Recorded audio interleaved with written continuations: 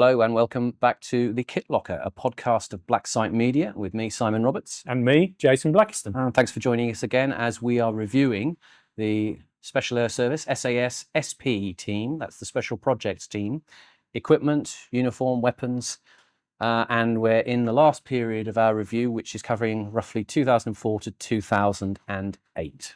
So today we are looking at the last of the periods that I've collected, which is equipment from between 2004 and 2008. And we have a selection of the body armor used at that time, and also a new assault vest and belt kit equipment. The interesting thing about this period was it was one where there was a lot of mystery about what was being worn at that time, and a lot of collectors like myself were, trying to get into what the latest kit was. And I didn't have a clue myself at that time. We had some rumors of the sorts of equipment that were being used. Do you remember that show Ultimate Force with Ross Kemp? Unfortunately, I do. That was on the telly. And Terrible. I understood that Chris Ryan advised them on the equipment. Okay. And he had advised them on what it looked like roughly at the time. And it was said to be, there was a sort of just a black nylon vest that was being used. Right. And we hunted down the ones that were used in the TV series, but it turns out they were not the ones actually in use. They were similar in a way, but a little bit different. And in fact, I had to do a bit of digging around to find out what the kit was. And then I chanced upon you. Did you? Oh, yeah, I think I did, about 2005. I can't remember that long ago. And so I'm taking your word for it. And so, I think what you were able to tell me was there was this company called International Safety Products Limited. That was a long time ago. ISPL. Your memory's much better than mine. Well, yes. Now, knowing what I know now, I wouldn't have told you. Yeah. Yes, you're all hard. I am. Absolutely. So what happened was, if a few years ago, I think the ISP website might have changed now. But they basically started developing around 2004 a nylon assault vest, and we've got an example of the sort of basic type of vest they did here. I think they call it a Mark II assault vest in their catalogue. Yeah. This is the basic carriage system that you've got. So do you want to tell us what you've got here? I think, as we said in our introduction video when we had all the kit on the table, that this was the first sort of modular vest made by a UK company. International Safety Products. Can I correct you there, though? Please do. I think there is a possibility that Arctis might have also had contemporaneously to this police assault vests that were made with a modular style. Okay. But a slightly different attachment. Well, that's something for us to find out whether that's... We will find out. That's correct. Yeah. Anyway, so it was certainly the first, let's say, practical modular vest that I'd come across. Yeah. And I come across these vests in the way of making up procurement schedules, visiting a special forces unit, saying, well, what do you need? And they say, well, we want this, this, this, and actually finding this equipment for them. And I came across ISPL pure by chance with looking for tactical life jackets, right? Because that was their main business, was maritime safety equipment, life jackets, and they certainly sort of focused more on the special forces side, to say the Marines and the guys at Poole. Yeah. You don't need to be coy, and you could say the SBS. Guys at Poole. The guys at Poole. That's what industry insiders will say. Yeah. The what do they call them? The Dorset Sea Ninjas, or the Poole Powerboat Club. I wouldn't dare call them anything personally. Or many of those different names. But anyway, what you've got. So, as you say, Simon, this is more a police vest. So, what do you know about the use of this vest that led to? Well, I think what was coming in at this time was a concern about the amount of layers people were wearing, protective layers, and layers for LBV, load-bearing vests, equipment carriage, whatever you want to call it. That's a good day. That's a technical term, that. Yeah. Went right over my head. But the interesting thing about this is basically it's a chassis of this kind of, I assume, like a nylon mesh. Okay. Yeah. Yeah, it's just a normal nylon load vest. Don't think it has any fire-resistant properties necessarily. I don't know. I've never tried setting fire to one of these, as they're quite expensive. But I don't know if they're anti-melt or not.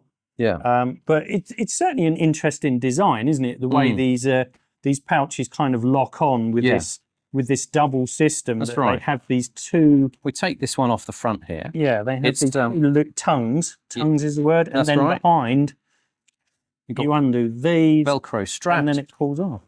And these Velcro straps go through slots in the vest, and so you've got essentially quadrant of panels on these basic vests at the front here, 2 large front panels, 2 small chest panels, and you have a variety of modular pouches which can be placed, some of which change them, some of which I have here. There's various types of just basic, equipment pouches. So there seems to be a small and large pouch here. Yep. Small panel, large panel. Yep. And obviously you can swap them around as much as you like.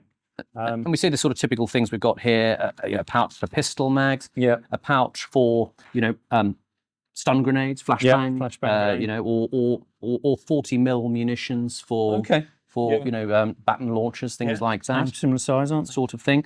These would be pouches for 5.56mm magazines of of whatever weapon systems people choose to use for those. I mean, it's very good. It's very strong, isn't it? They are really, really well built, aren't they? I mean, people call these the sort of Rolls Royce of tactical vests at the time. I mean, I think they're even a little bit sort of better than MOL equipment. Personally. Yeah. I don't know what you think about that. Well, I mean, there's certainly, I think, when you've looked into the manufacture of equipment, you notice the types of thread that are used in these sorts of things. I mean, it's not your average thread that you buy down the sewing shop. You'll be talking about a very high... Yeah, this is seriously high tensile stuff, isn't it? So that, I mean, I've seen, people commenting that, you can suspend people in these vests once they're strapped in. Well, reliably, with full support, if you like. Well, there's a really firmly attached dead man's hand handle there, which actually looks like it goes down through the vest onto this big sort of 50mm webbing across the back. So that's really well attached. So you know that if you got a hold of that, you'd be able to. And the sort of the thickness of the cordura that's used in these vests, again, it's. I don't know how you describe the thickness of cordura. The denier. Usually about 1,000. This looks like 1,000 denier cordura. I mean, so you're talking something very robust, very hard wearing, and it's got this flexibility. I mean, these pouches are set just so, but you could configure it in a variety of different ways to suit the operator and the operator's mates who may need to retrieve equipment. Yeah, this is having these method of entry shells on the back. That's right. Means that your MOE guy can work off the back of the guy in front of him if he needs to. A typical thing you'll see in lots of similar sorts of assault vests. You've got your first aid kit in there. First field dressing in there. Is this respirator? That's a respirator pouch that you've got. And again, you can have more grenades strapped on the back.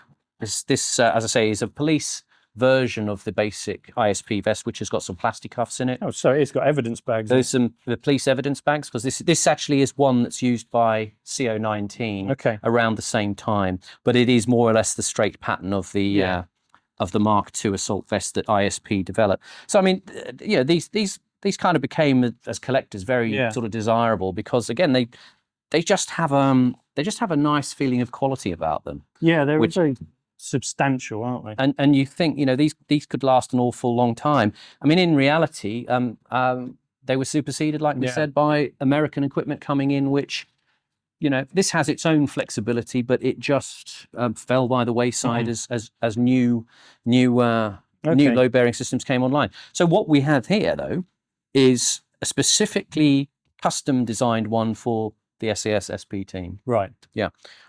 So I can see the essential difference is it hasn't got the panels up here. It's a little lighter. Yeah. It's got various custom items on here. Yeah. So is that the same? No, that's all different. These are different. Yeah. So as you say, they've stripped down the sort of the space on the top of the chest, which is redundant. They've added in a rescue knife, which we've talked about the aircrew knife, which is on the old Mark II and Mark III suede vests. The rescue hook. This was actually something developed by our friend Mel Parry. Oh, of course, yes. In association, I think, with a company called PS5. Yes, I think we talked about this in a previous video, didn't we? Portfolio section 5, that's right. You've got a sort of a tunnel here for storing plastic cuffs by your left shoulder. You've got, you know, a sort of bungee strap holder for your fist mic. You've got various. There's a radio pouch there. Various other things. This particular one is a radio pouch designed for a Thales M-Biter radio. We'll talk about that in another video when we're looking at a comms equipment. But you can see there's little custom pouches there for Xylem sticks. And obviously we've talked about the shotgun shells there. You've got what's in here, Simon? It's a whistle. It's a whistle. There you go. A little whistle. Yeah, because as you say, there was an element to which these were being designed with maritime applications in mind. And a thing that you will notice is that you have these collars, these zippered collars, which can allow the attachment of a flotation collar. Now, that's one that don't activate it. Don't pull this. If you can. Don't pull that, because that will... well, it'll make it very big. Make it fly. And we don't want that to happen. Please let me pull it. No, don't do that. See, but there you go. I wanted to pull that. But an interesting feature of listeners are missing out of this vest, yes. Interesting feature of this vest is on the back here. We have this panel. What do you think that is for? In fact, you know what that is for, but I'll say, what do you think that is for? I will say that's for folding frame charges. Right. What sort of thing would that be? Oh, it would be a method of entry piece of equipment. Yeah. A folding explosive charge. Right. That you can take out windows, doors. Yeah. You can link them together. Yeah. Etc. Use explosive detonating cord for them. Yeah. And it's a very useful method of entry system. So I suppose having one of those on the back, the guy behind you could work out of the rear of someone's pouch, pull the items out, put them to work. Made by Alford Technologies, I think we suspected Alford Technologies may have made. Okay, and Alford Technologies. Some of these, as you say, these are sort of collapsible frame charges, which might be made out of, I don't know, like a rubberized nylon or maybe rubber even. I don't know. It's a shape charge basically. It's like it's got a copper V shape in it.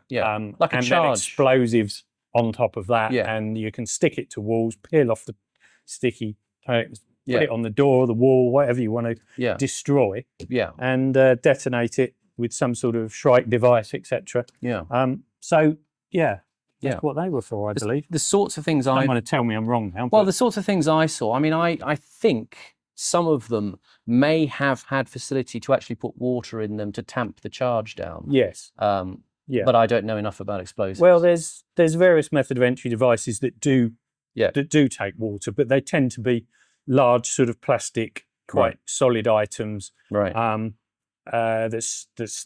That stick on a wall. Okay. You fill up with water. So this is probably you put deck cord or whatever explosive that you've got to hand in it. Yeah. Stick it on the wall. Detonate it. Cuts a hole. So this is probably a simpler, dry charge of some kind. Yeah, smaller sort of system than a like one of those ones that cuts a man-sized hole in a wall. Right. With shaped charges. So you see, before we get this particular custom pouch, this is something that was specifically done for the regimental vest. Yeah. But you have here a strip charge pouch. Okay. Which was made, more or less for the standard vest, which could be, worn on the back, if you like, and people could extract, I guess, the sorts of, maybe plastic explosive charges, which could be sort of attached to a door or an entry point of some kind. Whatever you wanted to disintegrate. To blow up. Yeah. So there you go. So I think should we talk about the next part of the vest, which is probably the belt kit, because ISPL did various pouches, leg pouches, etc. We'll bring this one over. Well, I'm just going to bring this one over first, because I think this is sort of we're going to use both of them, but this is sort of the standard that was I think what was happening is that this was issued as a standard set of kit Right. for the SP team. You can see there's a sort of bag that comes with you get the basic vest, you get the pouches, etc. One thing that we noticed in a few reference pictures was they were also using bits of Black Hawk equipment at this time. Okay, that's a Black Hawk holster. That's a Black Hawk. I think it's called an Omega 4 holster. Okay. And the belt looks to be Black Hawk as well. Yeah, it seems to be, or at least it was an ISP customized type of. You see these very standardized, Velcro, nylon, very rigid belts. Very you see the stiff. police wearing similar things, but this is an ISP MP5 pouch. That's sort of like a drop leg Yeah, holster. so that's a sort of drop platform Leg pocket holder. and you can change out the pouches for, you see we've got a shotgun pouch here on a leg platform. Perhaps a method of entry guy might want to use that instead. Okay. Yeah. And as I say, we know that these holsters were used for a period.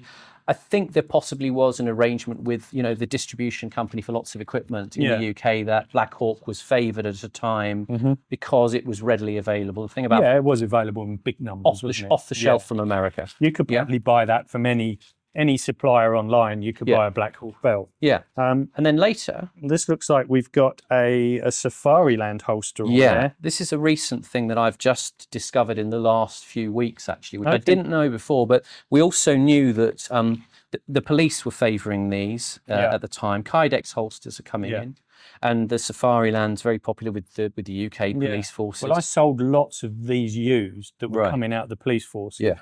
That were being sold, and I used to buy bags and bags of these. Yeah. And then, let's say, police forces in other countries that didn't change their kit so often would snap them up. Yeah. They would love them, whether they were right-handed, left-handed, whatever. They would buy them. So I was never short of being able to sell those. If I could get hold of them. Yeah.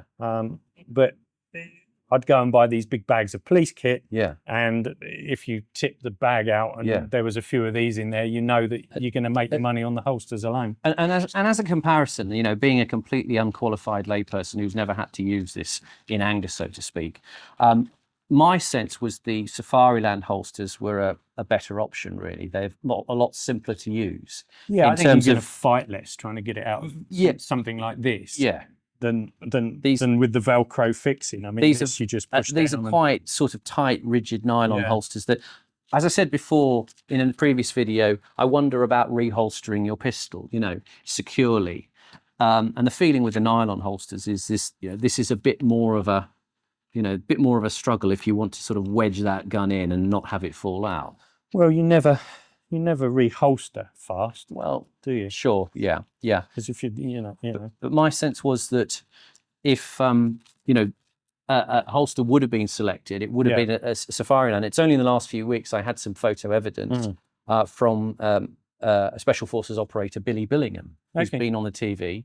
And there was a picture that he released of himself in equipment at the sort of latter part of this period, 2007, 2008, with a Safariland holster on. So I suspect, as we've said before, if equipment was out there, it was probably used. Yeah. It wasn't necessarily always uniform or always typical. Yeah. But people would use perhaps what was best for them. Well, people might buy something out of their own money.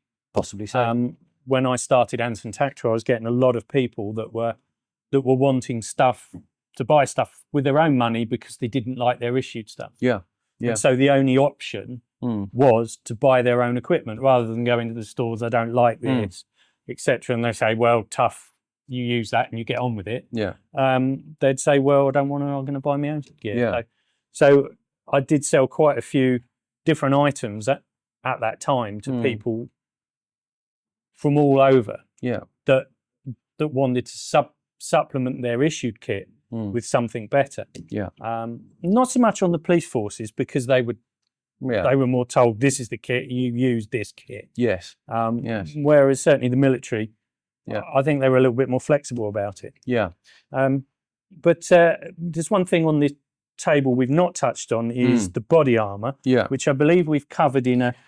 That's right. Yeah. In another video, but can you just outline the changes from the last period to? There aren't really many changes at all. It's the standard Armour Shield REV 25 restricted entry vest in two forms.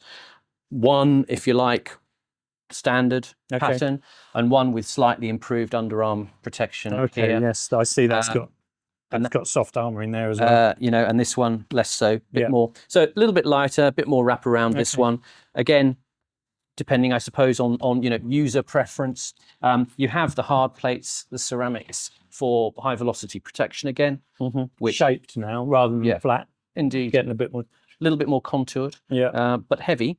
And another thing about the equipping here is you're seeing little bits, as I say, of task-specific equipment coming in.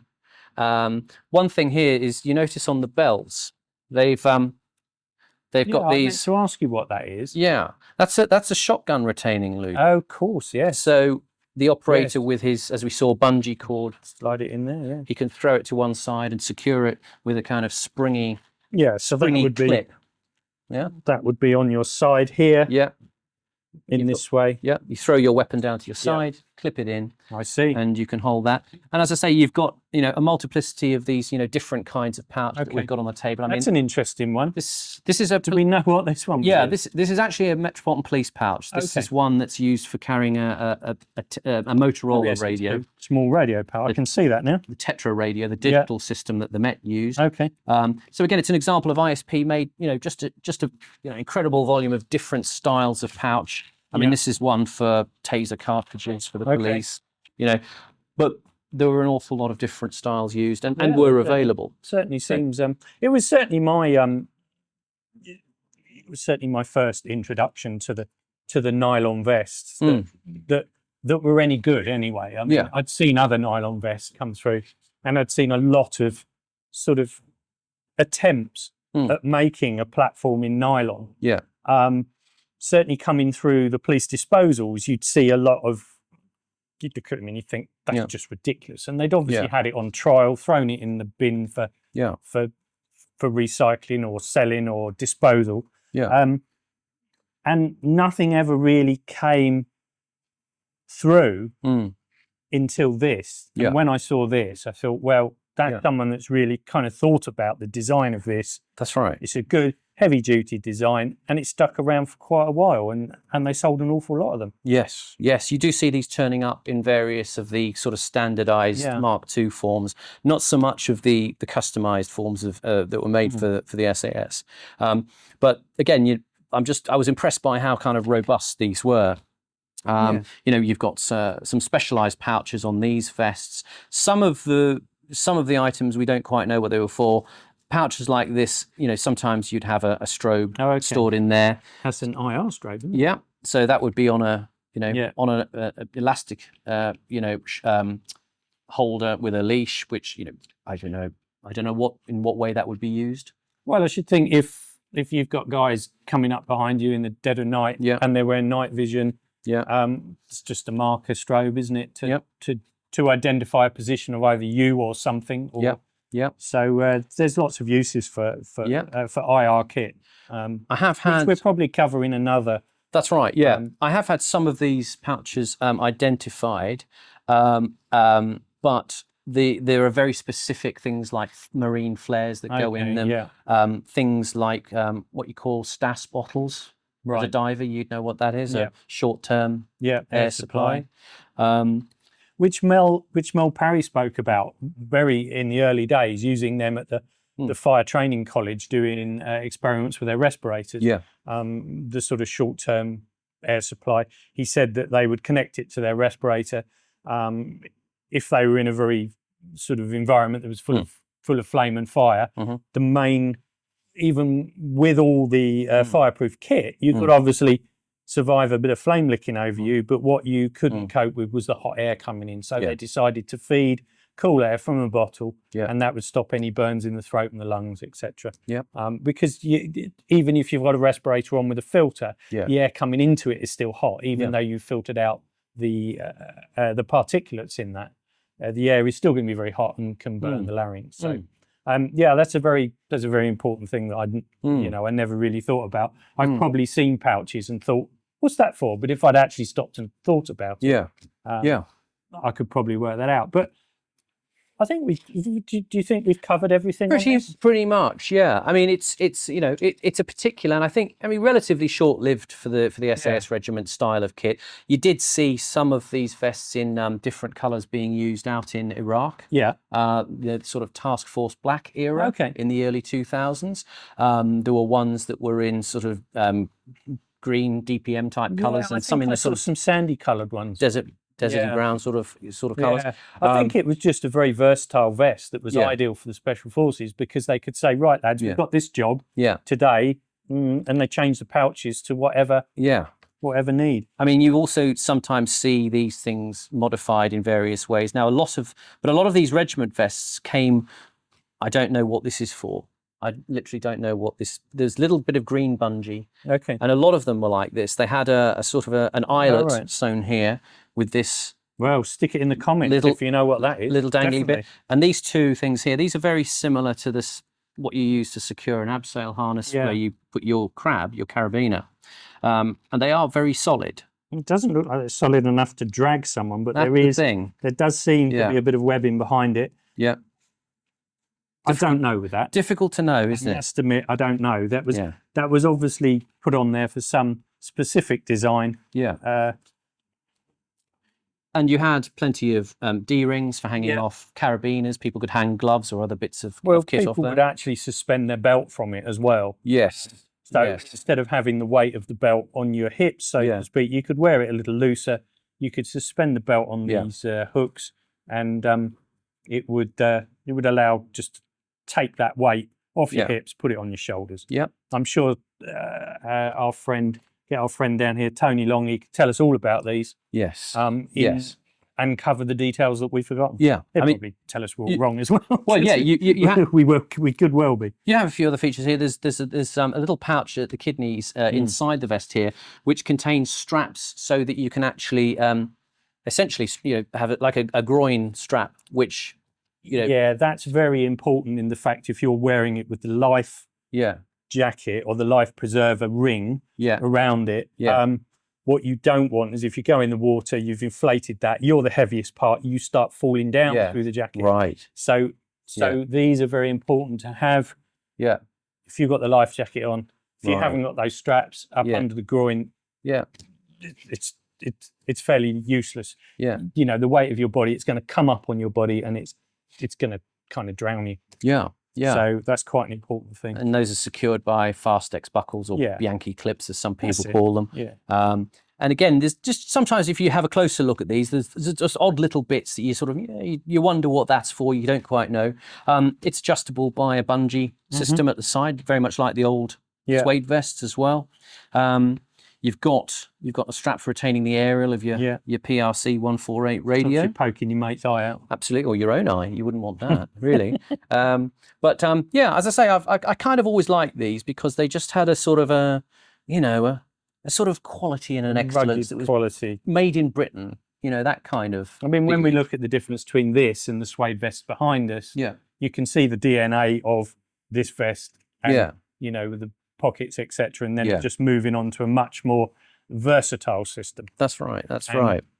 I think that's all we can really say about these. That's pretty much it. You saw them in use also with people like the Marines as well. I think some sort of what's the word?